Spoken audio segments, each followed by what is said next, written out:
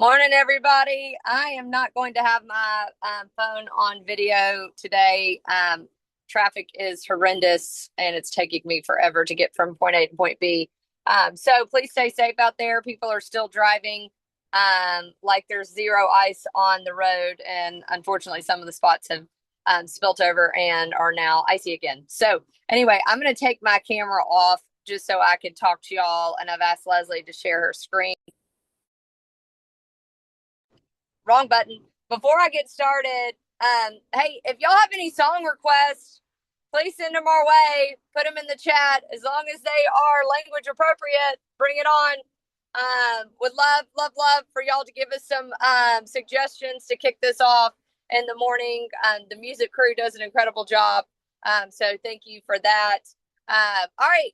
We are all things financing and creative financing. And so I wanted to bring up this chart again. I'm trying to make sure we're simplifying this as much as possible for everybody on this call. I know this is going into some really deep stuff and can be very convoluted.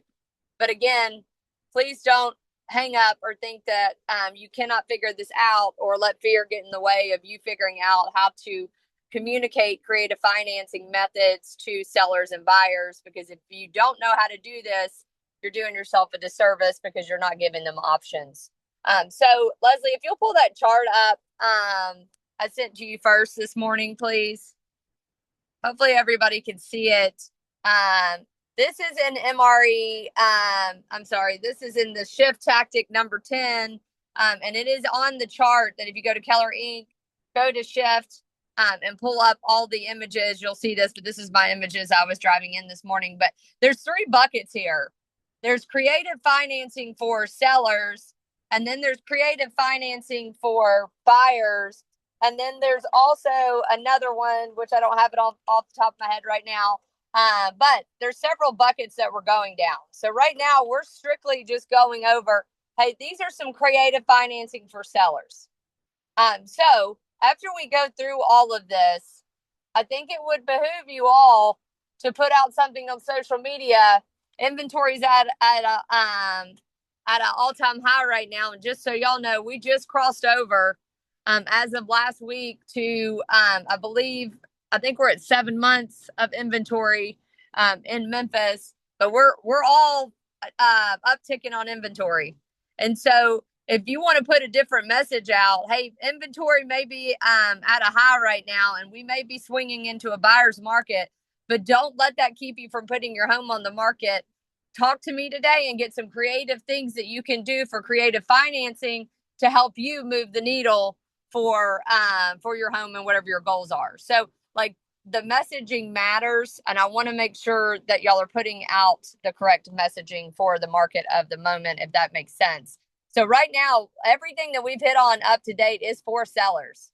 And understand how much inventory is currently on the market and what you could do to help the sellers move their properties and offer this creative financing. So I know we've already hit on seller contributions, seller funded permanent buy downs, seller temporary buy downs, owner financing, and contract for a deed.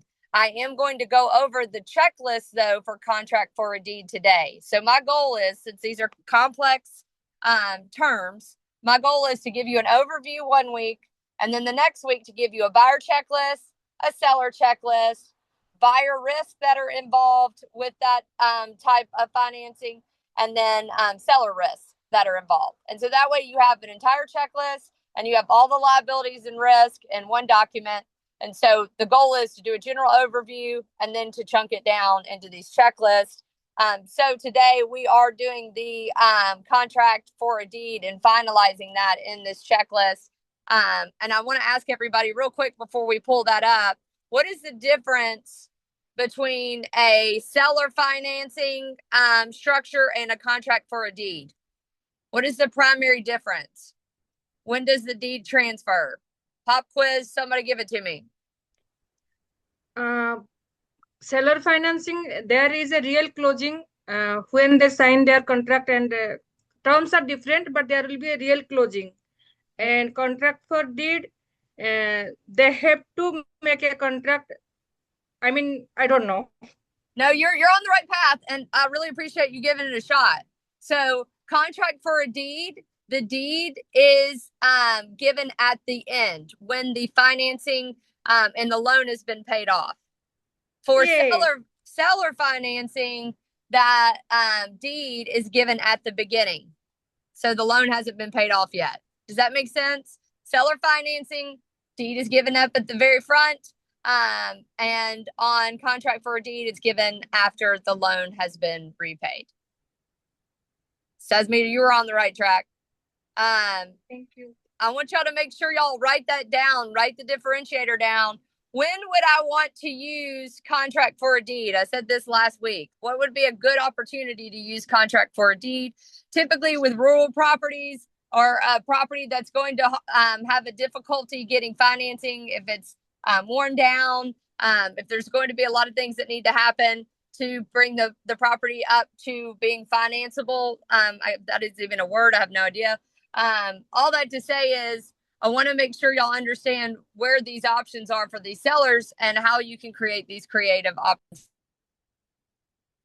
So today we're doing contract for a deed checklist. Leslie, if you can pull that up for me, please. All right. And these are going out in Win the Morning emails. Thank you, Sammy, for clarifying that for everybody. This is going out for Win the Morning emails. So it says the buyer checklist, is this right for you? And it gives you a readiness check. Says, I have stable income. I understand this is not a rental.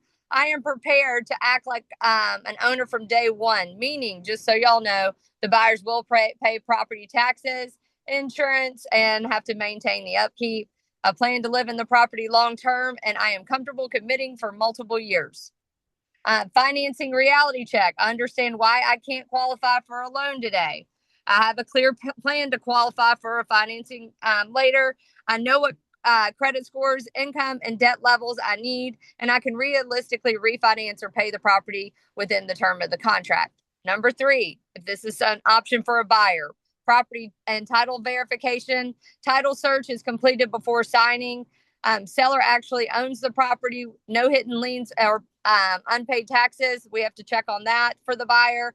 And then a memorandum of contract will be recorded, and I understand I won't receive the deed until payoff.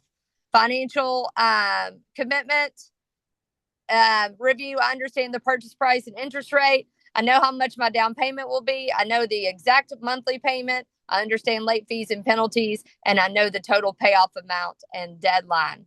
Ownership responsibility. I just said this. You're responsible for taxes, homeowners insurance, repairs, and maintenance with a contract for a deed. And then some things that you need to look for if you're a buyer to eliminate your risk. It says, I understand what happens if I miss payments. I know how many days I have to cure a default, and I understand I could lose the property, down payment, monthly payments already made, and I am comfortable with this risk. That is on the buy side. So if I am purchasing a property that has a creative financing contract for a deed, those are the things that I need to be aware of. Keep going, Leslie. I'm going to hit on the seller side just because we're running short on time. Seller checklist. Number 1, property readiness. Is the property owned free and clear? If mortgage lender has been reviewed for a due on sale risk, title search has been completed, property condition is acceptable to transfer maintenance responsibility. Has a red flag there. If there's an existing mortgage and no legal workaround, this is a stop sign. So this is a great checklist for y'all to use for your seller. Seller goals alignment. I want monthly income. I'm comfortable acting like a lender. I understand title transfers after payoff, not at signing. I'm open to a longer exit. 2 to 5 years is typical, and I'm okay delaying some capital gains for tax planning. Good morning, Miss Judy. Buyer qualification. Buyer provided proof of income. Explain why they can't qualify for bank financing now. They're clear on refinance and payoff plan. They're giving you a meaningful down payment, and they understand their responsibility in terms of taxes, maintenance, and insurance. Okay. And then it talks about a financial terms check. Leslie, can you scroll up for me? It gives purchase price reflects seller financing premium. Interest rate is clearly defined. Monthly payment is affordable. Balloon refinance deadline is stated, and late fees and default penalties are clear. Protections built into the contract for the seller.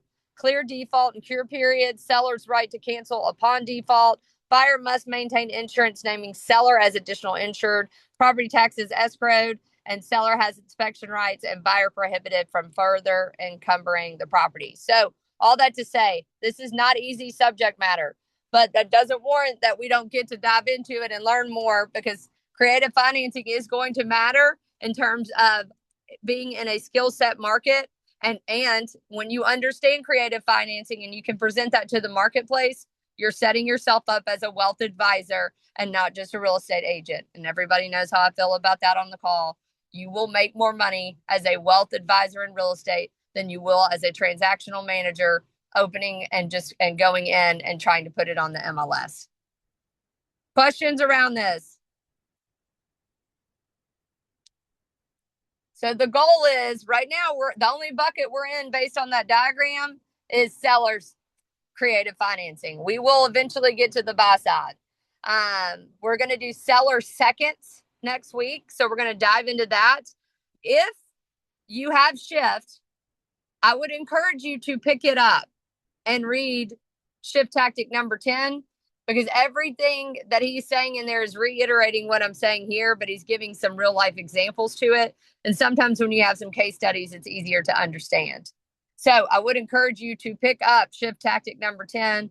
Go along with me in this journey. Y'all set yourself up to be different than any other real estate agent in town, and to really truly serve as wealth advisors. And I promise you it'll serve you well in the long haul. So please don't run and hide from this. I want to encourage you all to keep diving into it, and going into these checklists and looking at, what this would look like for a seller, buyer, and or what are the risk and liabilities involved in each of these.